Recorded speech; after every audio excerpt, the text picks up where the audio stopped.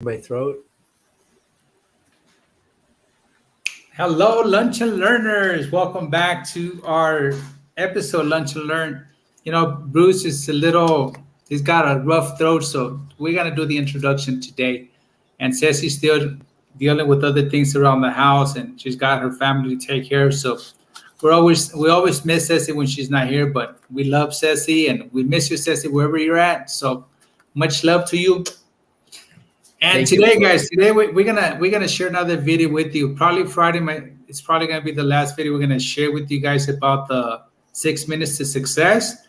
So like these videos are super helpful, especially to me, and that's why I always try to bring you guys things that are working for us, that are helping us. So today we have this video by Bob Proctor, and today we're gonna be talking about choices. So it's only like a 3-minute video.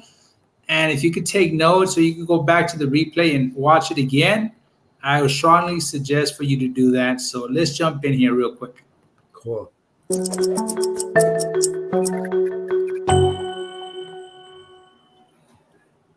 Hello there and welcome back. 6 minutes to success. Such a simple concept, but you're finding it's not that easy to execute every day. Have you turned it into a habit? Are you up watching the video first thing every morning? Remember, it's a choice.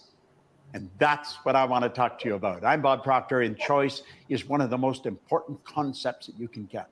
We're going to be talking about the laws of the universe. One of the laws is the law of polarity. There'd be no inside to the room you're in if there wasn't an outside. You couldn't have a right side of your body without a left, or a top without a bottom, or a front without a back. You can't have a bad without a good. See, the truth is we make it bad or good. Ralph Waldo Trine, In Tune with the Infinite, a great book. He said, nothing is good or bad except our thinking will make it so. Well, if everything's both good and bad, and we bring it together, what's right in the center? If everything here is bad, everything here is good, what's in the center? Just is. Everything just is. You choose whether you're going to look at the downside or the upside. Michael Beckwith gave me a marvelous concept. He said, it doesn't matter what happens in your life. Doesn't matter what happens. You can't control the circumstance, but you can certainly control how you deal with them. He said, when anything happens, step number one, it is what it is, accept it. It's either going to control you or you're going to control it. That's a choice. Step number two, harvest the good. Isn't that a neat word, harvest? Harvest the good. There's good and bad and everything. Just harvest the good. Step number three, forgive all the rest. Forgive means let go of completely. It's a choice. Yet if you let go of the bad, the good seems to grow. You and I have a choice. It may be a difficult choice sometimes if you're dealing with a particular difficult individual or a particularly difficult circumstance. Nevertheless, we've got the power within us to do it.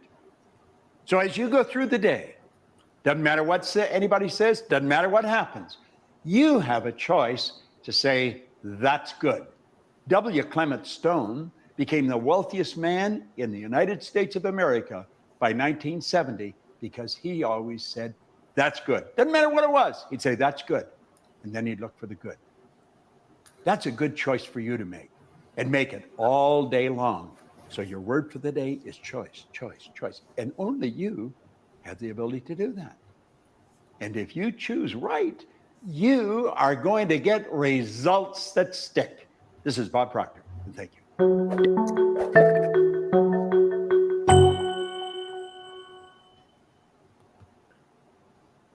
I love it. I love it. It's interesting because W. Clement Stone's insurance company was headquartered right here where I live.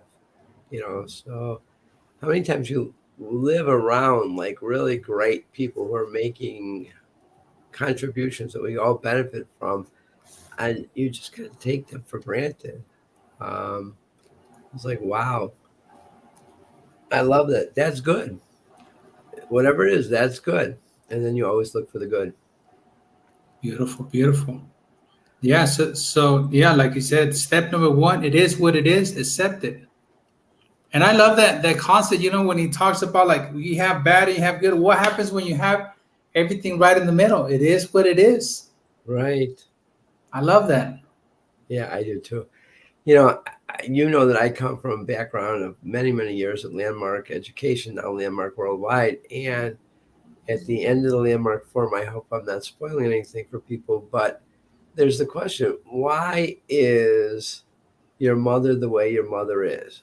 I hate the way my mother is. My mother is the way my mother is because that's the way my mother is. You know? So why is your husband the way he is? Well, my husband is the way he is because that's the way he is. Why is my wife? That's the way she is. So it's like, okay, now what? But things are the way they are. And I love it. We're all getting these things on the internet, program is changing something and you're getting a notice that we're changing this, we're changing that. And I have friends, very close ones who I got this notice through the internet. I'm like, well, okay, what does it say? Well, it's letting me know they're changing their system. I was like, okay. Are you asked to do anything? Not really. I said, okay, delete it. They're just letting you know they're changing their system. That's the way of the world today. They're upgrading. Hopefully, they're making sure that they're making it virus proof. That's a lot of times what they're doing. So, they're just giving you notice. Just is what it is. It is what it is, and it's all about security. They're always trying to keep their customers safe because there's always people out there trying to harm the system every single day. Right. Yeah. Perfect. It is what it is. Harvest the good. I like that too. Mm-hmm. You could see all the bad things, but then you're being blind to the good things. Especially those challenges where we're not getting exactly what we want, when we want it, as we want it. Well, that's what's motivating our growth. And we could say thank you to the person who's getting in our way, to the law that's getting in our way, to the situation that's getting in our way. We can always say thank you because somehow we're going to go on. We don't know exactly how we're going to do or what are we going to do, but we're going to go on. I'm older than you, and I've gone beyond everything. There was a challenge. It was like, okay, things were like a crisis in the moment, and we survived. Somehow we survived. Beautiful. And we thrived and we grew.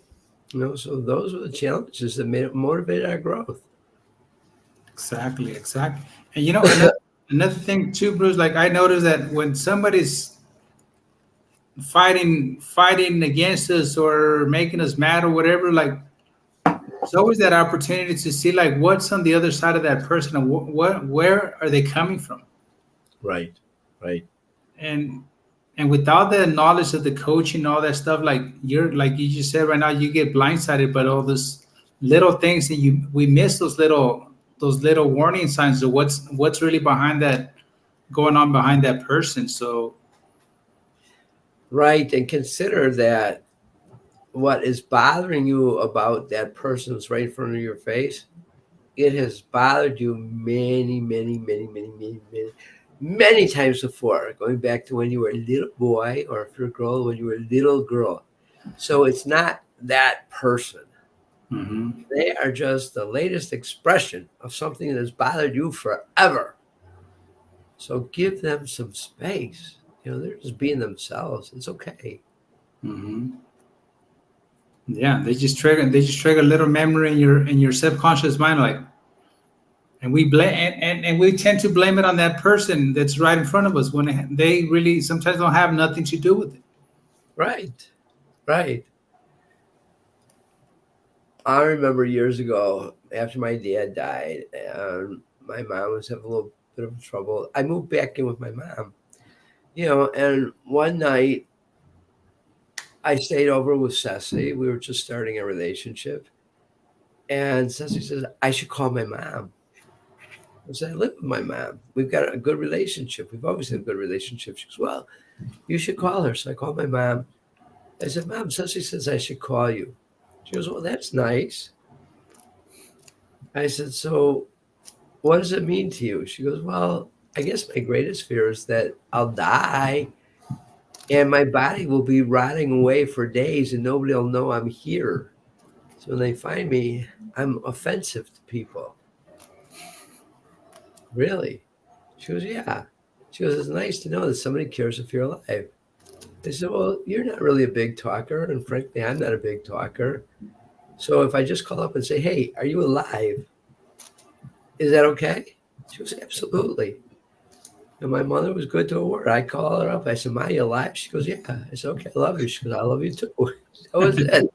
Other times we'd have great conversations, but we just knew each other. It was just great. We didn't have to gush, I'm thinking about you. I know you're thinking about me. I'm thinking about you too. I know, you know. Yeah. But I didn't know until Ceci said, call your mother. And my mom says, it's nice to know that somebody cares you're alive. You viewers out there, if you got a mother, if you got a neighbor, if you got somebody, let them know you care they're alive. It doesn't have to be every night, but make it a point to periodically call and say, hey, I was thinking about you. Nothing special, just thinking about you. Wanted to say hi.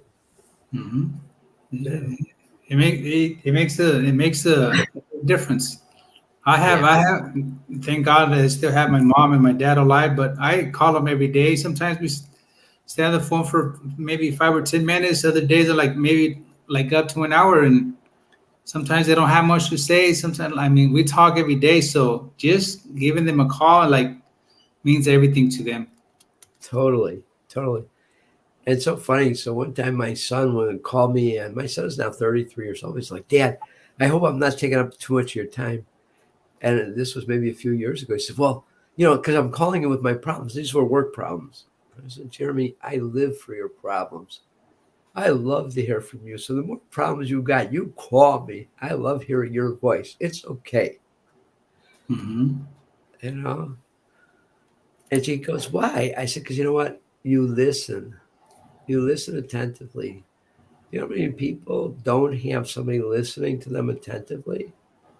And you apply those things that we discuss, that you learn, and then you tell me how that worked for you. That's wonderful. I love that relationship. So really, thank you for having problems calling me and letting me know what resulted. I love that. Thank you for sharing that, Bruce. Yeah, I bet you your parents love hearing from you. Yes. And I always ask them about my siblings, oh, that guy hasn't called in forever. Maybe he changed his phone number. But I think everybody's different, and I'm just happy that I'm the one that's making that phone call every day. So I'm grateful for that. Yeah, it's interesting because my mom died last September, and before she died, it was it was December, and I was visiting my mom, and I'm not typically handy. My brother's very handy. And when I could fix something, I'm always so delighted. And I would always say, and I didn't even go to DeVry. So I said something like that. My mother says, Jeff hates it when you say that. I was like, why?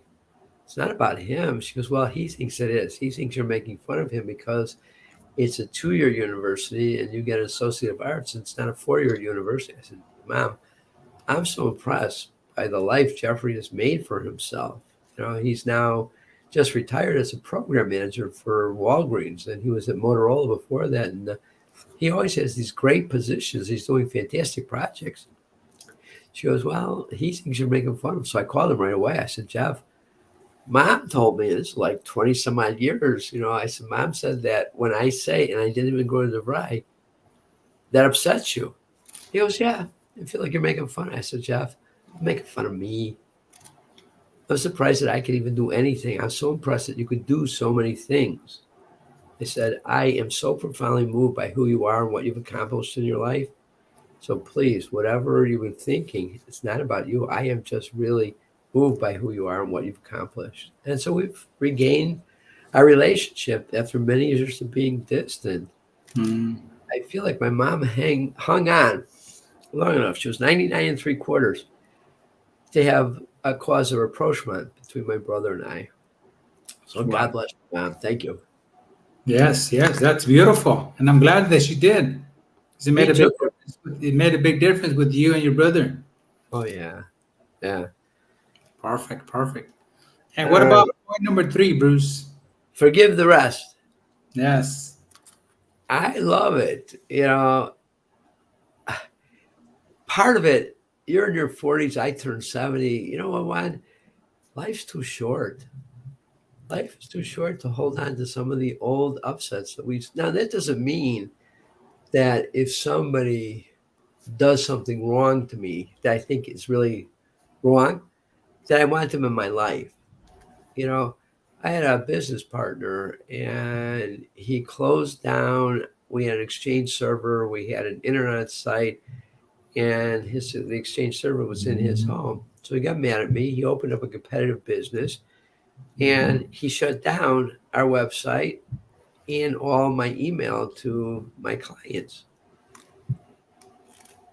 It took me about 4 months to restore the website and the email services and stuff like that. So it was very frustrating. But thank God it was like not a huge business. It was with attorneys in Chicago, and I had basically their names and their numbers. And somehow, through a lot of effort, I could put the database back together. But it was annoying. And it was probably about 3 years later. I think, coming home from a trip at O'Hare Airport. He's going the other way in the terminal. He's going to go to a trip. He's on that walking sidewalk, kind of the escalator that moves. And it was like, I looked at him. He looked at me. He says, we should get together. And I said, David, you have some apologizing to do before we get together. So for me, that's kind of a classic. It's like when you do somebody dirty, like you shut down their means of communication. Mm-hmm. I could forgive that. I really can, but you have to take responsibility first. And you have to let somebody know, you come in my space, I'll never do that again. I apologize. I see how awful it was, blah, blah, blah. Something like that. Mm-hmm. You just have some sort of assurance. So I can forgive him, but I don't want him in my sphere until he would make some sort of comment that you have nothing to worry about. I don't know about you. Did you ever have an experience like that? Yeah, I had a lot of those experiences, especially during that experience. Like construction, building swimming pools and construction. Like some of those people are ruthless, and I was one of those people too. Like we're always trying to be ahead of the other person, always being competitive with whoever was in our area or business, because we're always thinking that they were going to take our business away or they were going to take our customers away, and that's not the way how life works. It's about the creative side of everything that we do. But obviously, I didn't have the coaching back then, so I was always using the competitive mind. So yeah, I did have some of those experiences. Right. I remember one experience when I was in corporate America and I had been appointed supervisor. I was responsible for 6 stores. And we got a manager trainee. He comes up, walking up to me. He says, I want your job. I said, oh, great. We're an expanding company. There's a lot of opportunity. Don't worry about it. He says, no, I want your job. I was like, I would hope you have bigger aspirations for that. I mean, we really have a lot of opportunities, but my job, what do you want to kick me out of my job? So I just want I want your job. I was like, okay. I don't understand that sort of competition. There's just plenty for everybody. Mm-hmm. Yeah, there's plenty for everybody, and those are just prime examples that I can still see some of those things still happening nowadays, like today in 2023. So, people still operate the same way that we used to operate back in 10, 15 years ago. For you, Bruce, probably a little longer than that, but oh yeah. I talked to a guy when I was with E.F. Hutton, and there's a big worldwide consulting firm, McKinsey. And somebody had just done something really stupid in business. And I said, I don't get it. He says, Bruce, business makes money in spite of itself, not because of itself. I was like, okay. And a lot of times that's how we prosper as human beings too, in spite of ourselves. Now, I think, especially like with Bob Proctor, there are a lot of trainings that give us access to ways that we can live intelligently with planning and foresight. And hopefully people will avail themselves of them. That's all we want to do is expose people what's available. But people are getting along in spite of themselves, often not because of themselves. Exactly. Yes, yes. So you know what? Thank you, Coach Bruce. I think this is the perfect spot to wrap it up. I think so too. So Lunch and Learn viewers, thank you for spending this time here with us, and thank you for always supporting us and giving us those likes and sharing some comments. So, and again, if you guys ever have any questions, concerns about anything that we talked about here on the show, just let us know. Send us your comments, your questions, whatever it is that you guys have any doubts about. We'll be more than happy to get back to you. And you Lunch and Learners, I want you to know we're just like you guys. I'm going into a weekend training. So on Friday, I will not be with Coach Juan in the Lunch and Learn. Coach Cecilia is going to be with me now. She's not in the program, so she might get on her computer and join Coach Juan. I don't know. But I will miss you. I'm going to be learning something that I'm very excited to learning, a little bit nervous about it too. But, I'll be thinking about you all. Beautiful. Thank you for that, Coach Bruce. So thank you for being here, taking your time. Now you're a little bit under the weather, but you still made an effort to be here, Coach Bruce. So thank you. And Lunch and Learners, we'll see you on Friday. Thank you. Bye-bye for now. Yes, guys.